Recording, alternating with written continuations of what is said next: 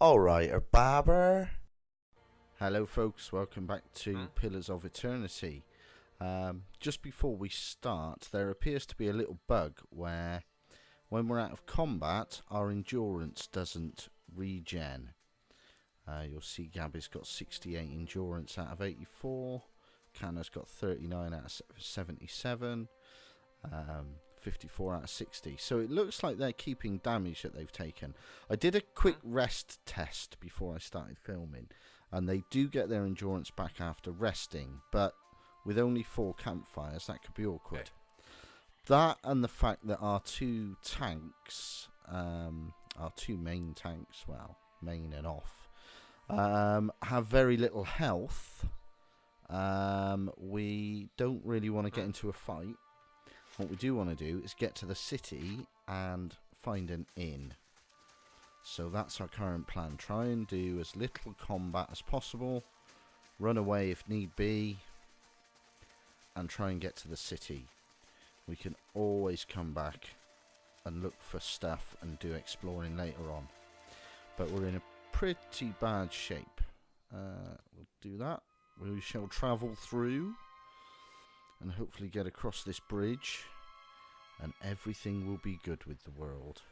Yeah, they're keeping it through map transitions. Look, endurance 39. New map discovered. Excellent. Ah, look, pretty bridge. Lots of people. We're not going to worry about. They're all there. The gold backers and things, the Kickstarter backers. I'll read through them during my own time. Copper Lane. Let's go to Copper Lane. It's the only place I can go. So let's go there. And I do believe there is an inn fairly close. So we'll have a little rest up. Save our 2 camping gears that we've got left. Defiance Bay. The city at the heart of the Deerwoods Revolution now seems on the brink of another.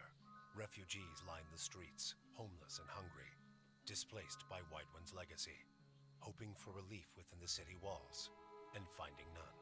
Dissidents congregate to protest and to heckle, calling for an end to animancy and the ouster of their duke.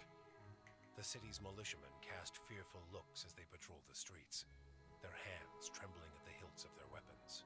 The capital of a country that had not long ago incinerated a god now appears to be a spark away from sharing the deity's fate. Oh, so it's all kicking off then. All stuff is going on. We're done, thank you. So, we've made it to Defiance Bay.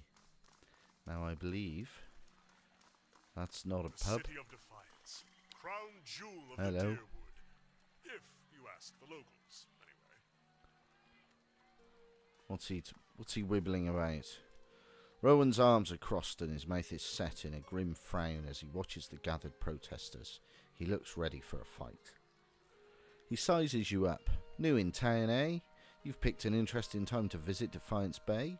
All these refugees fleeing the frontier and finding the legacies no better here.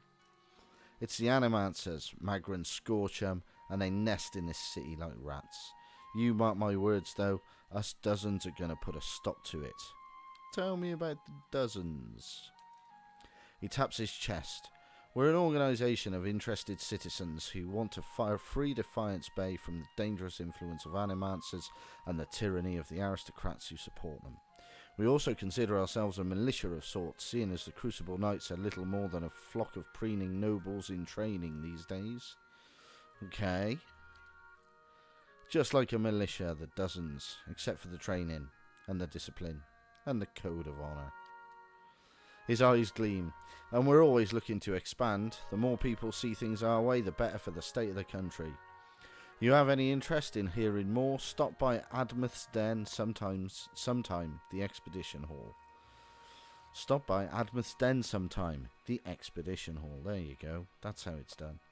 A lot of free thinkers in there can set straight all the nonsense the nobles and the Animancers want you to believe. Might even be some paid work there for motivated types.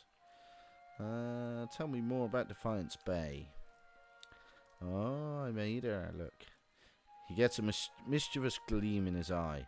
Aye, I bet they don't teach you about the colony that trounced Hadrit's handmaid and back in good old Ada, do they?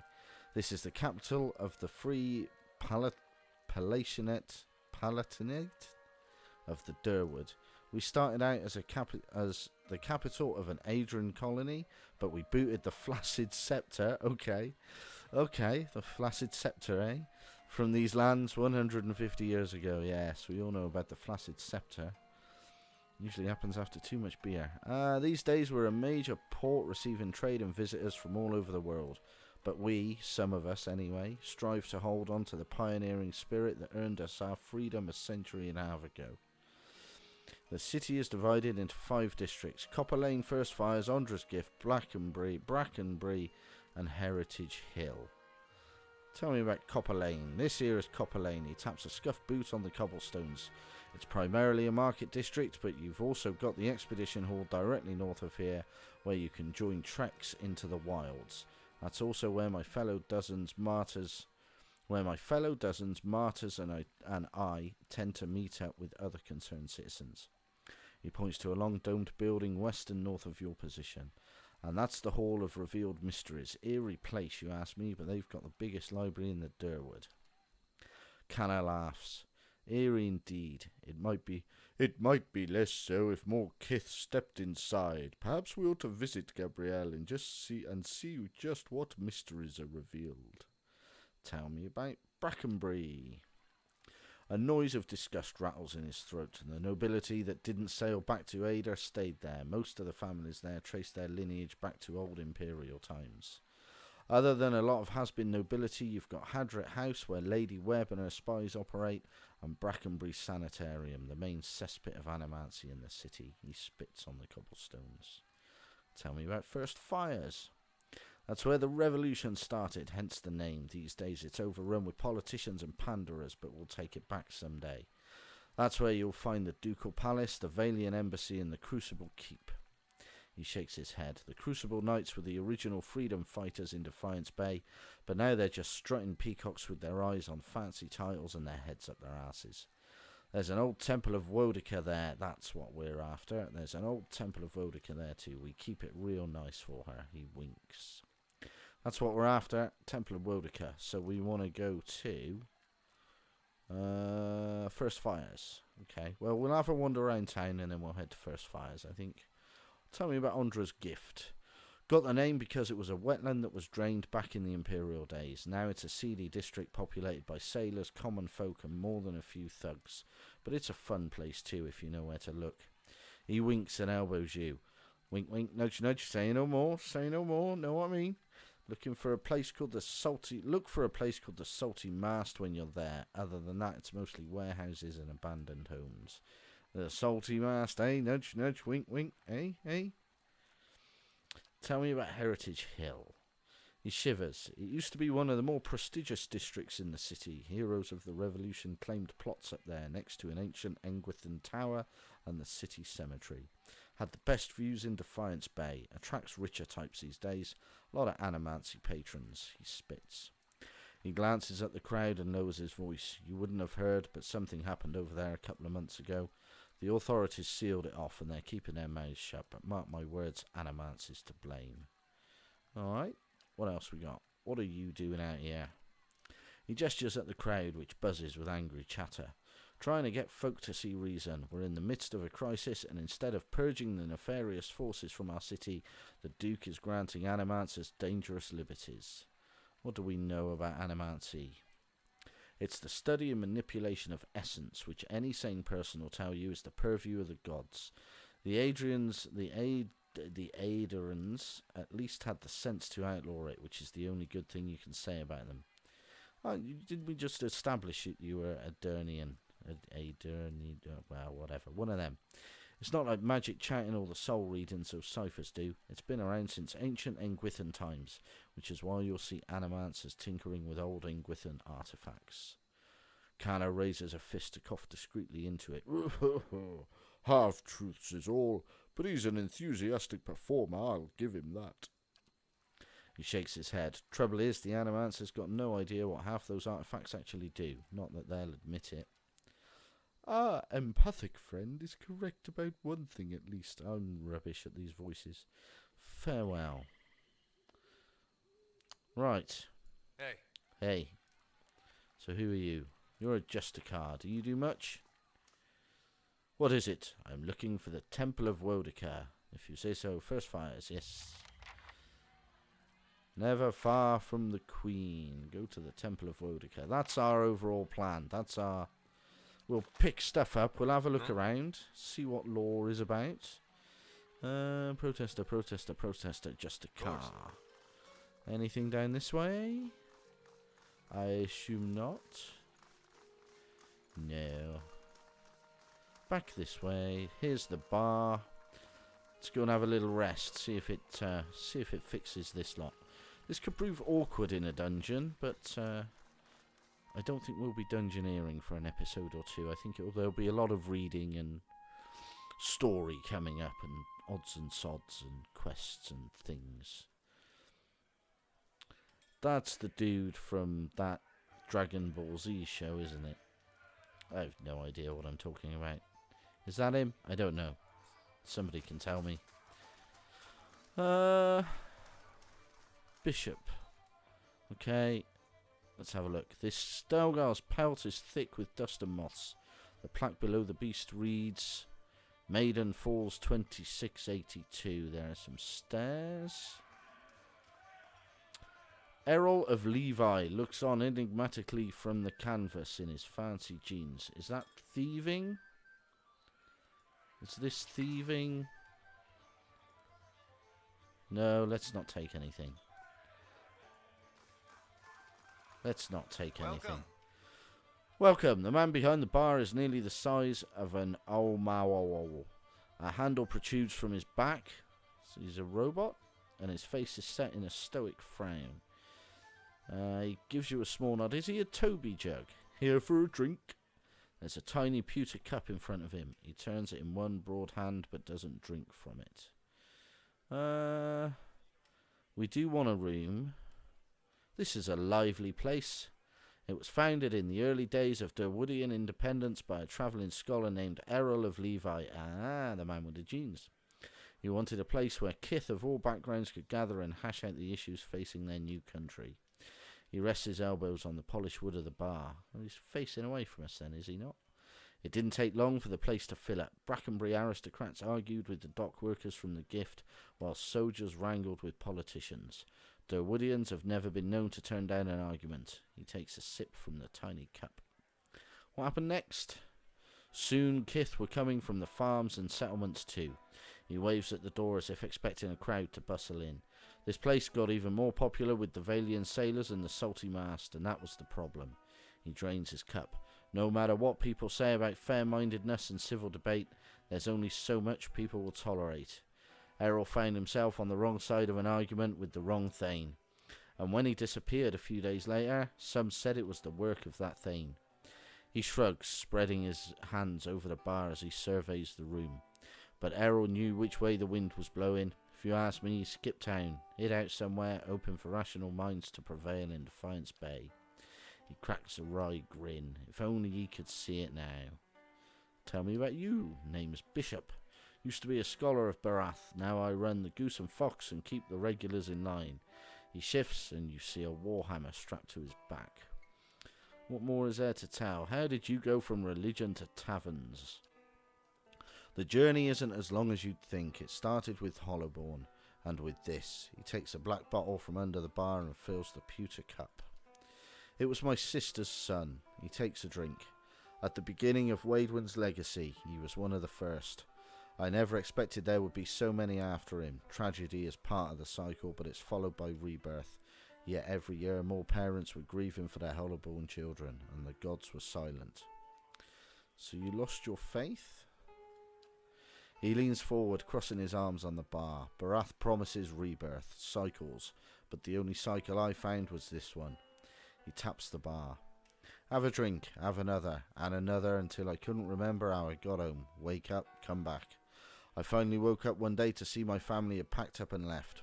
For all I know, they'd left days before and I just hadn't noticed, but they were gone, so I came here. I've cleaned up since then, not that I've found my answers. He tosses the cup back. I've just stopped asking questions. Fair enough, fair enough.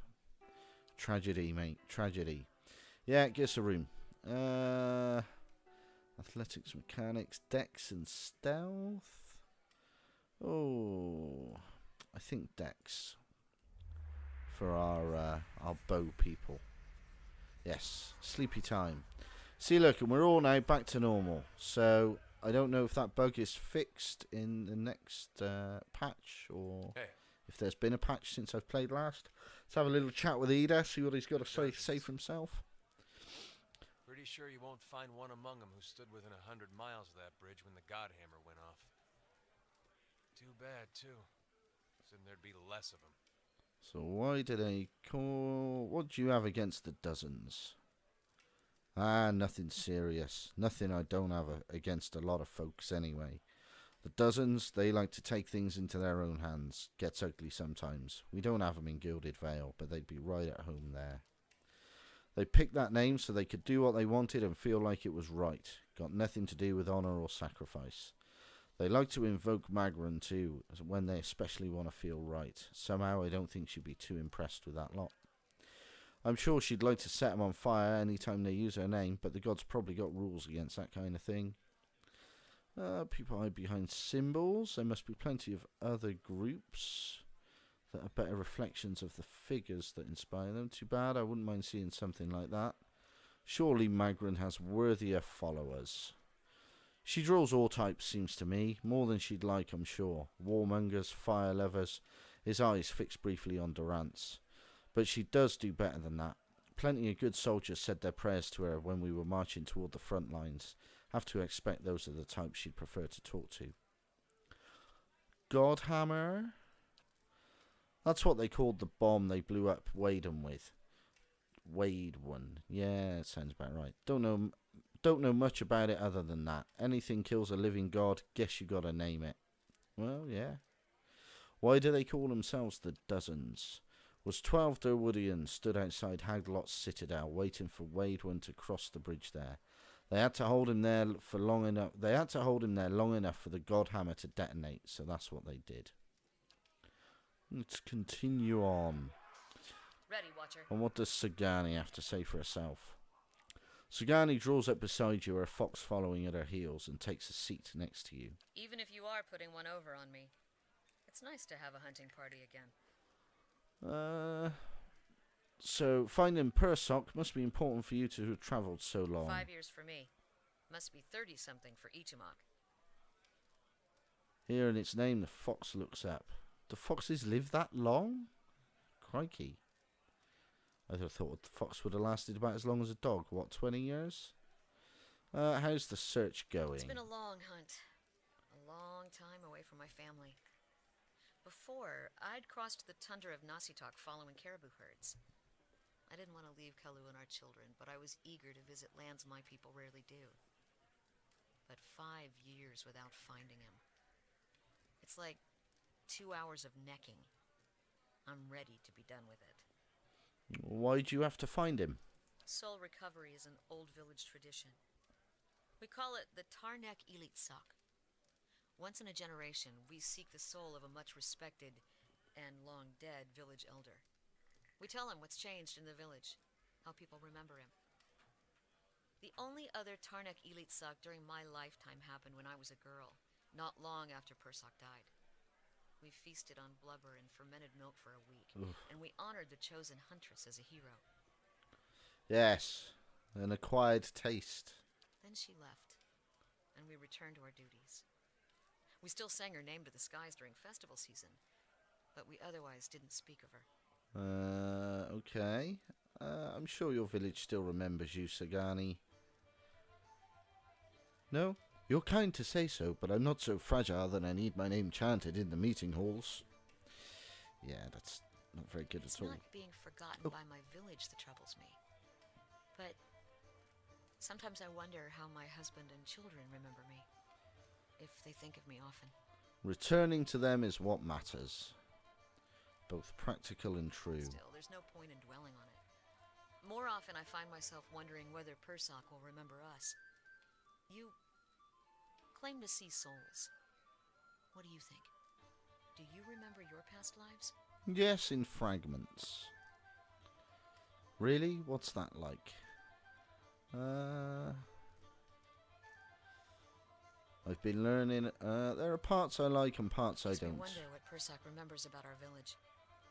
Or if a turn at the wheel has yanked the details out of his mind like it does for most of us. So what would you tell him about your village? Masuk is probably much the same as it was 100 years ago. We live between tundra and frozen forests, and the land takes as much as it gives. But our hardships bring us together. And the elders truly unite us. They keep the stories of past generations, and they guide us from season to season, through good years and lean. Good, good. Itsumak brushes against her hip and she scratches his head. Recently, there have been a lot of good years. My aunts say we've had fewer clashes with neighbouring villages thanks to the hunting territories that Persok helped establish. In bad years, we rely on trade with the merchants that pass our shores. We exchange walrus tusks and seal pelts for grains that last us the hard winters.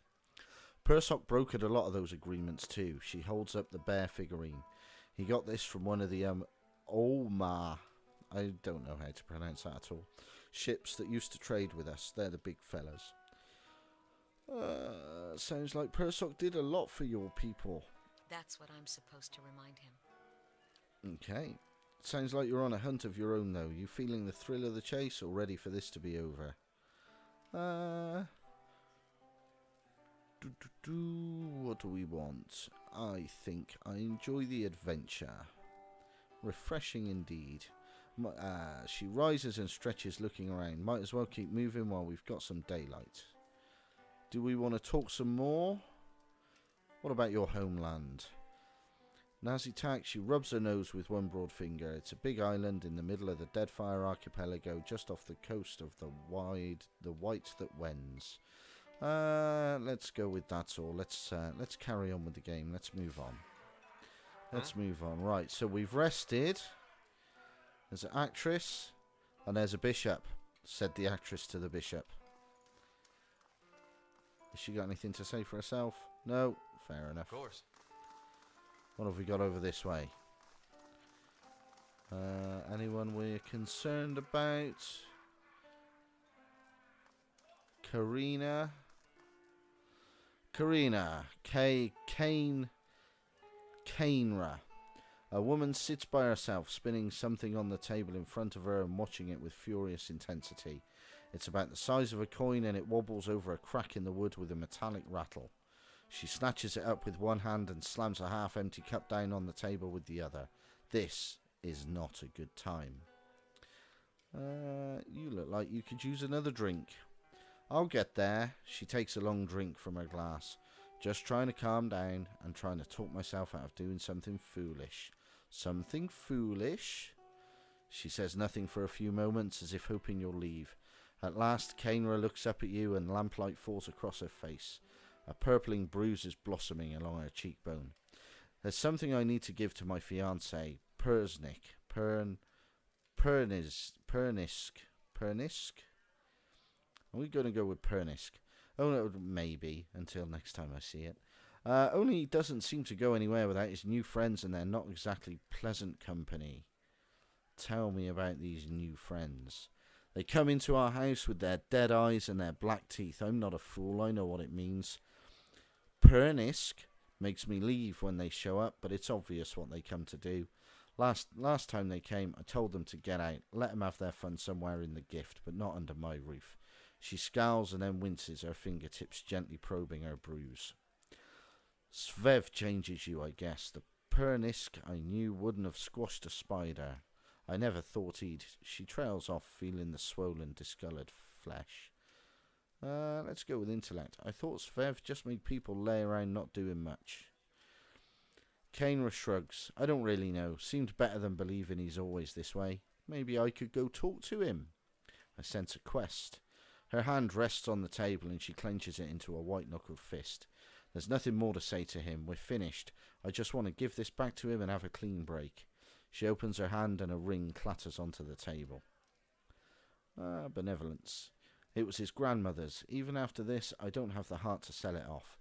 But if I go back there myself, I know what'll happen. I'll lose my temper and I'll probably wind up with another one of these. She points to her bruise.